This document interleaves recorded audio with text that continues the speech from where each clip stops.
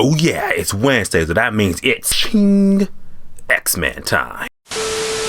What's going on, my YouTuber subscribers, X-Men fans alike? Hope you guys are having a great Wednesday because Marvel Animation's X-Men 97 is finally on Disney Plus for everybody to finally experience. Got the Wolverine claws because X-Men is back, and I just watched episode 1. I watched episode 2 right after I get off camera. These things are really, should I wear these the whole video? Because they kind of hurt. So I'll be quick. X-Men 97 is literally the faithful reinterpretation and revitalization of the classic 90s X-Men that we watched on Fox Kids. You remember Fox Kids? I was watching it, and literally from the intro that started, I was just like, yes, X-Men's back. Because I was a little worried, like, are they going to like switch up the intro and shit like that? No, it's literally like, it's just as you remember it, but kind of like as a spiritual sequel. You know, it's still got that da-da-da-da-da-da-da.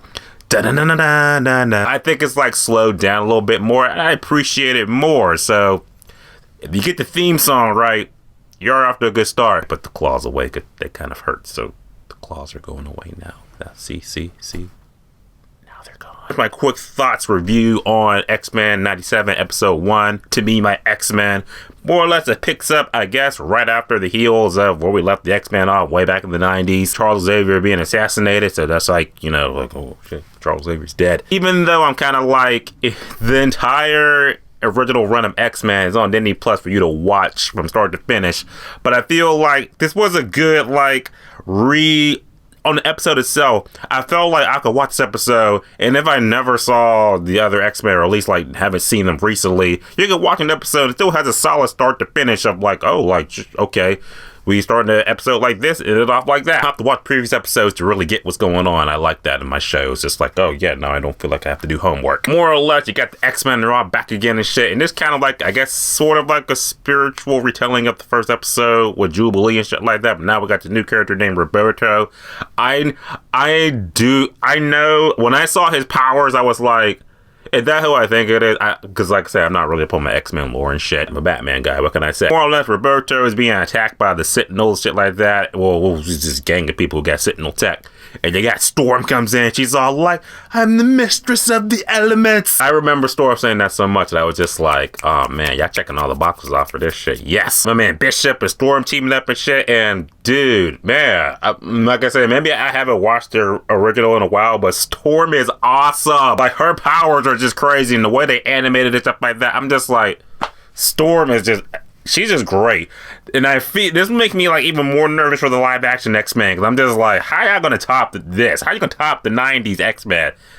How to pull up from the multiverse to be like, oh yeah, then live action X-Men, they're also the X-Men from 97. So see, now we don't have to reboot it and shit. It'll all just work. More or less, the whole crux of this whole episode that the X-Men take in his new character Roberto, and more or less the whole underlying theme is that Scott is grappling with the fact that Charles Xavier is dead.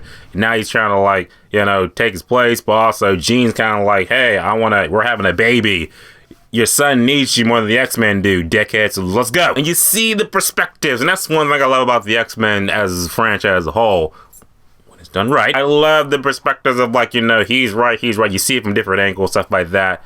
And Scott does need to be a father, but also it's kind of like you see, like, oh, maybe the X-Men can move on without me. So that'll be good. Until they learn that, what was his name? I literally watched the episode and I can't remember because I'm too excited.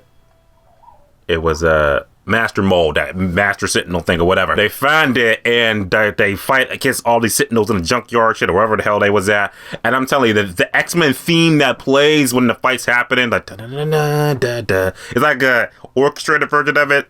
I was just like enthralled and seeing even more. And like I said, the scene saw in the trailer where, you know, Gambit and Wolverine doing the fastball special with the claw, shit like that. And cool. I loved it. The action scenes were great. Even the voice dialogue, all the characters, the voices you remember from the 90s X-Men are back in here. And it's like they haven't lost a step.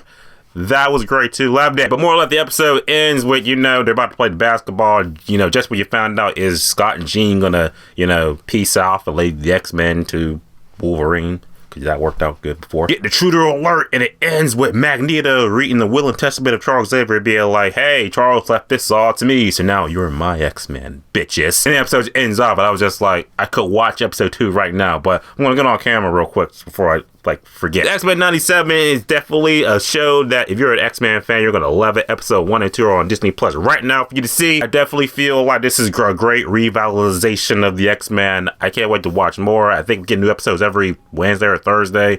I'm gonna be here for it. I'm gonna do a video every time for it. I don't know.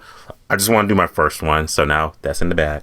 So I'm gonna go watch some more X-Men. Don't forget to subscribe. Until next time.